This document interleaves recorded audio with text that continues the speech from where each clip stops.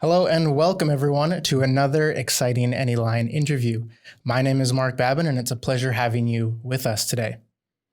Coming to you from the beautiful Anyline headquarter offices, I am joined by our very own VP of Brand Strategy, Sophie. Now, Sophie's been with Anyline since 2015.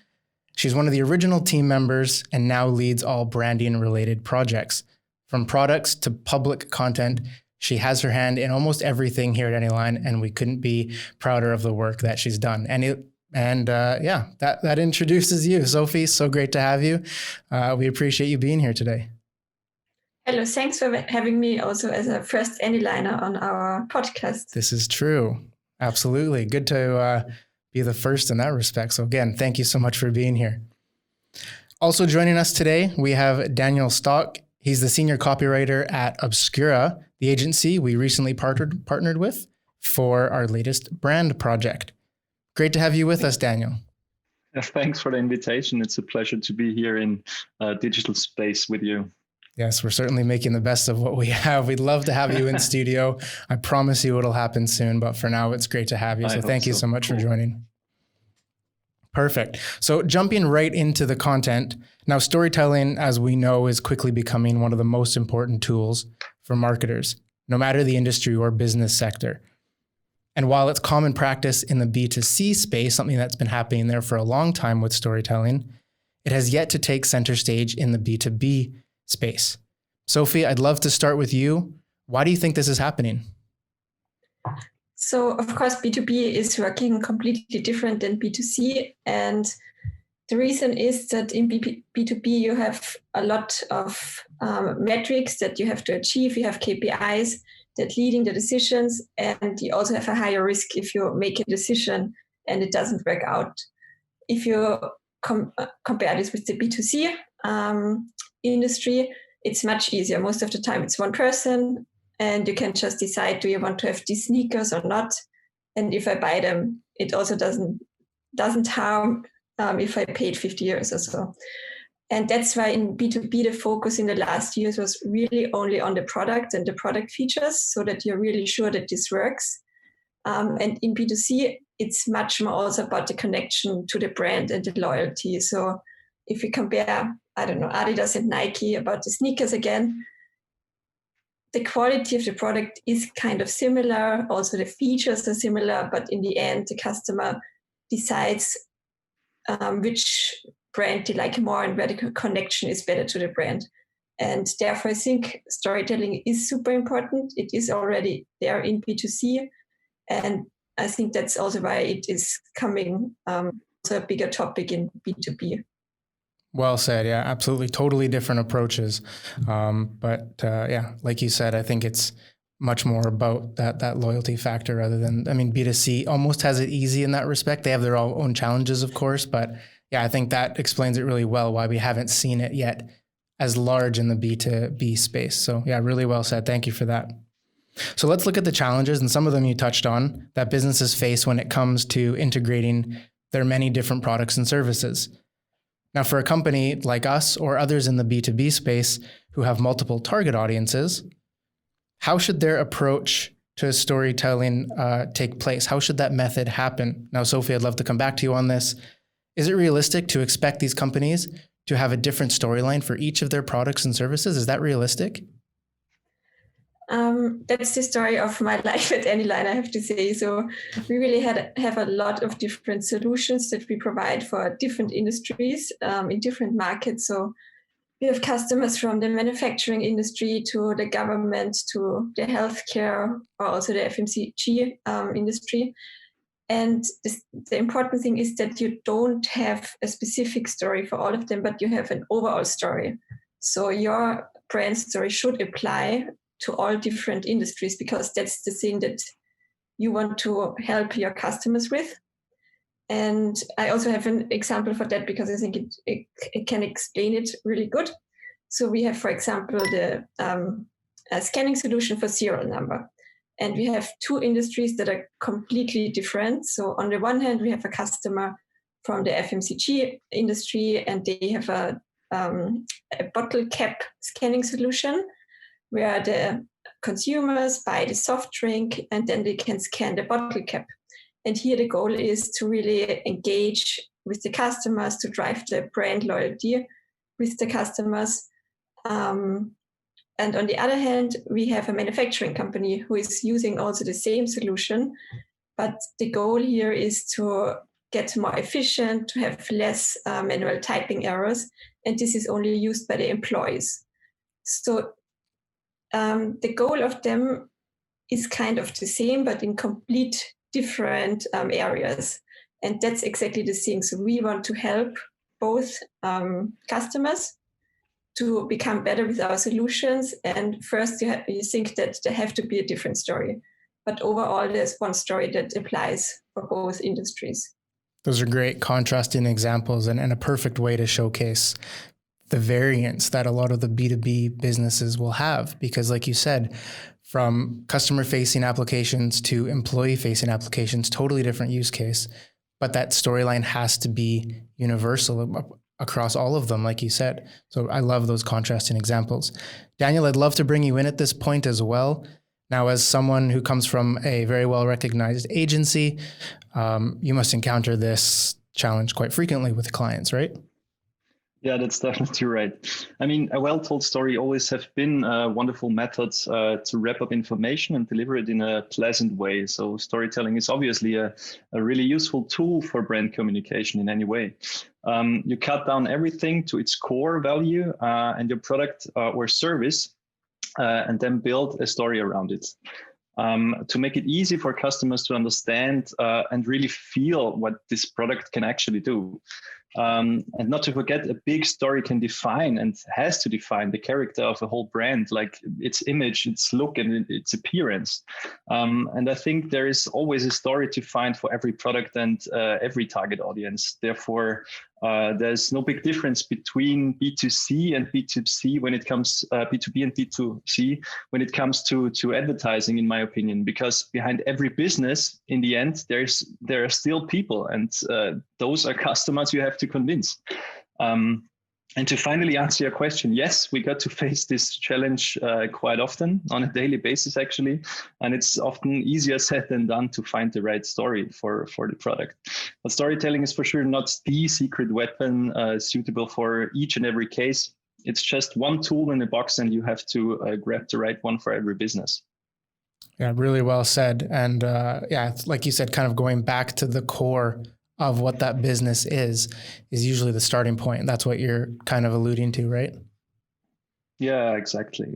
That's what you do. I mean, you have to approach it to find your story, and it always depends on what your actual problem and target is. But the main task is to find that specific core value. What is it you're actually offering? Not the product itself, but what it can do for you, and to make your customers' life better. And when you write it down, when you have this core, then you go to your agency, and they will hopefully make it a good story. Really well said. Thank you. So coming back to the point that we spoke on, and you mentioned, Sophie, about looking beyond the raw data individual KPIs, looking beyond those. I think most B2B businesses would benefit from how we did this with our recent rebranding project.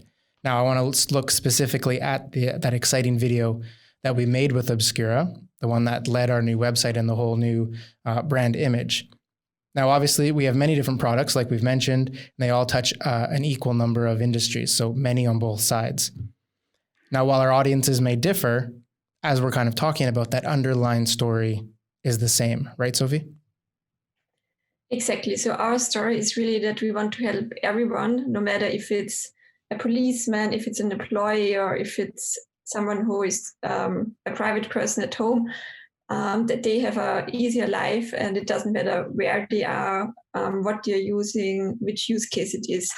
And we really wanted to communicate it. And I think that was also the hard part, to really communicate something that approaches all different target groups, but with the same message. Perfect. Now, Daniel, this would be a great point to bring you in on as well, about finding that message, that base story that we wanted to tell.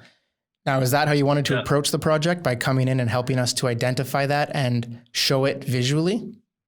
Yeah, of course. I mean, that was the goal. As Sophie said, it's to combining the products in one piece of film to show the services of Anyline. So first of all, we needed to understand what the product actually is and what it does. And we knew we want to visualize this function and this tool in a cool, unusual way. And then we defined who we are talking to, the policeman, the delivery guys, as Sophie said, and who could need our product and use it in what kind of situation. With those user cases sorted out, we had to find the right story to connect them all in one film. And our solution was our time freeze moment, sort of, with different light and animation effects to show the software doing what it actually does and change locations seamlessly where this product is used. And this idea came with a couple of challenges for our production team, but yeah, in the end, I think we made it look pretty good. It was very cool. I remember that first freeze frame on the very first opening seconds with the package delivery at the door. And I can't wait for those watching and listening to watch the video, and I'll give you directions at the end on where you can see it. But yeah, that first moment, I mean, when we watched it internally, Sophie, I think you were looking at everyone's face and everyone was just kind of just taken back by, oh, wow, that's what you did. It was a very, very cool moment. Yeah, it was also a special moment for me because really nobody saw the final result till the premiere day. And I was, of course, super excited what the feedback will be, but everybody was and is super happy about it. Absolutely. Yeah, I loved it. Yeah. There was a lot of surprised faces in the best way possible, and something you can really appreciate, especially the more you know about video production and so on. Yeah, you just appreciate the genius of the whole process. A great way to tell it. So really well done. Now, obviously with a process like this, it's fair to assume that there were a number of important steps and perhaps realizations during the process that had to happen to bring everything together so well. So for those listening, I would love to know what some of those main directives were and how they helped guide each process. Sophie, let's start with you on this one. Yes, I think the most important thing was that we really invested in the briefing. So I think if you don't have a briefing, it doesn't work out because you need to know exactly what you want and you have to write it down. And also here, Obscura had a really good briefing document that we filled out, and that really helped us also to kick off the project really fast. Because otherwise it's just an ongoing thing and something is coming out and nobody's happy with it. Really nice. Daniel, I'd love to come to you on this as well. Coming from the agency side, obviously this is a process you're going to go through many times through the year, as is your business model. But when you came to this project, what were the specific directives or realizations that you brought with you to obviously make all of these happen in order? Yeah, I just can agree on that one, actually. I mean, the briefing is probably the most important part on any campaign or film or whatever you're working on, because if you neither know where you are nor where your destination is, how could you possibly find the right way to go? So a good briefing and communication to rebrief if necessary and ask the right question after the briefing is the source of a good concept.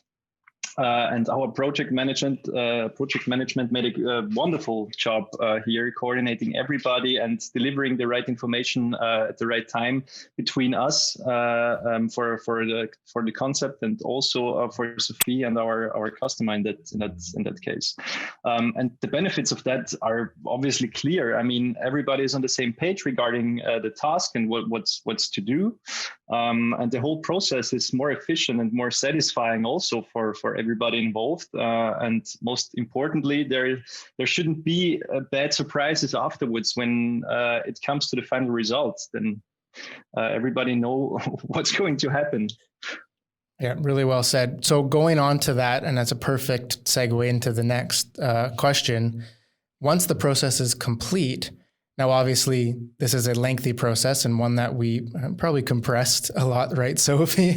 We could have made this a much longer process if we wanted to, but because so much happened so quickly and obviously a lot went right. But for those listening, perhaps it would be helpful to look at some of the lessons that we learned. So looking back, what are some of the great takeaways that you'll take forward onto future projects? Again, Sophie, let's start with you. Yeah, I think the most important thing here is also feedback. So also from the briefing, we had some questions like, what is the main message? What is our audience? What makes us unique? And we defined this, but we also got feedback internally because, of course, our sellers know our audience. Our C-levels know also our vision and strategy. And we really tried to combine this and get the feedback that we are all clear on what we really want to have in the end.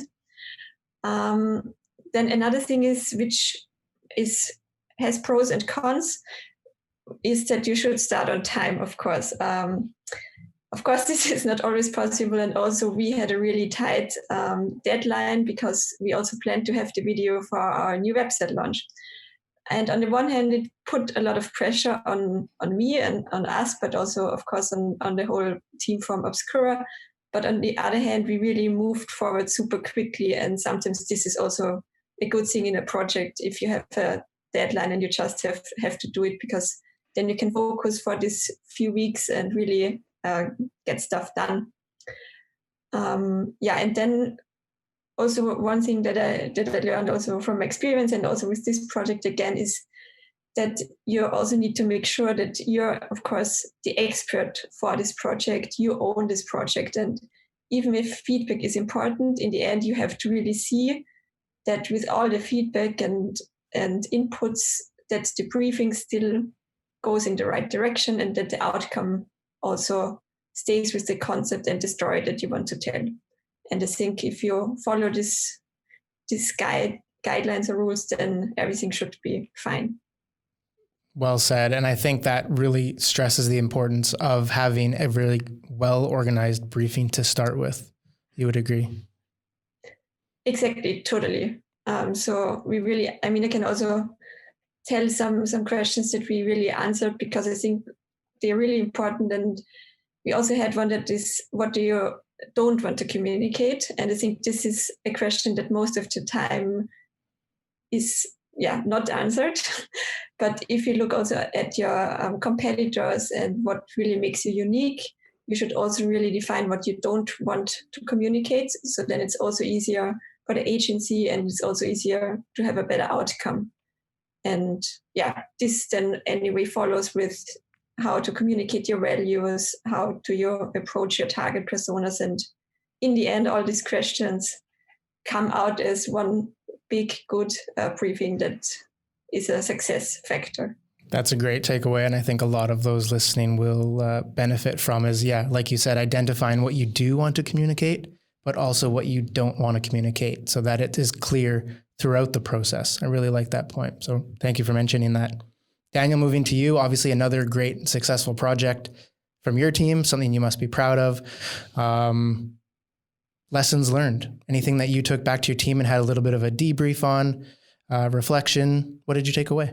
Yeah, most of all, what I've learned, what a great partner Sophie is, I got to really say, because once again, we have proved that good communication between the agency and the brand marketing enables really good things to happen. And that's most of all the most important part. I mean, I didn't have too often direct contact with Sophie. That was made by our project management. But still, it just works pretty fluently, and I think that's the outcome of that.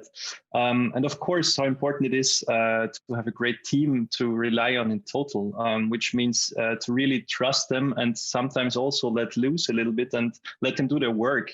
Especially when it comes to those special effects, we some of them haven't done yet, and we had to find a way and work around some problems and challenges, and therefore you really have to let those people do their work and find their ways and then put everything together afterwards. And that way we managed to overcome all the challenges and made that concept come to life. And then there's and as well, on that, there's nothing more to say actually than thank you, Anyline and Sophie, for being such a great partner to work with. And I hope that wasn't the last project together. I don't think so, right, Sophie? I'm sure we have plenty more in the pipeline. Exactly. I'm still in contact with your project management on a weekly basis. And I also want to say thank you. It was really a great project. And I know it was also a tight schedule on the video shooting day. And of course, it took a bit longer than expected, but I think that's always how these projects are going. But really the team and also the whole management, especially in the situation that we also now that we had some security measurements and everything worked out really well and everyone worked together. So it was really, even if it was a long working day, it didn't feel like one. As you said, it was really a special situation on top of that for regulations and everything on the set. But yeah, it was quite tight, the timing, but in the end, we made it. A video shoot that doesn't go late into the night. Something went wrong. True. That's maybe it's too boring for that. Yeah. Yeah, and we had to make it just a little bit more. Yeah, really well said. Well, good. No, I appreciate that. And I think, again, being able to provide that reflection and insight to those listening will only help them in their future projects as they embark upon hopefully embracing that storytelling method more into their upcoming projects. And that's what we really want to see, because I think there's just more engagement to be had through methods like this. So yeah, really well said by both of you. So thank you so much. And on that, our interview will come to a close. Again, a big thank you to both of you for joining me. Daniel, thank you so much. We know that you have an action-packed and tight schedule, so we really appreciate your time today. And thank you for joining us. It was time well spent. Thank you. Thanks for having me. Brilliant. Next time in the studio, though. Hopefully, yeah. Hopefully soon. Great. And Sophie, of course, thank you, our very own VP of Brand Strategy. We really appreciate you jumping on today. Always a great pleasure to see you and speak with you. Thanks also to you. I'm really happy to share this experience, and I hope that there will be some big steps in storytelling in the B2B business. I'm sure we'll be looking out for it and lead that inspiration forward. So again, thank you so much for being here today. And to all of you watching, thank you so much for your time. We really appreciated you having the time to watch this interview today, and hopefully you're able to take a lot away from it. If you want to see the full video, you can go to our website, anyline.com, and you'll be able to watch it just on the very top banner of the page. Alternatively, you can click on the link in the description of this video, and you'll be able to watch it and the full project there. Until the next interview next week, we wish you all a great day. Stay happy, stay healthy, and we'll see you on the next interview. Take care, everyone.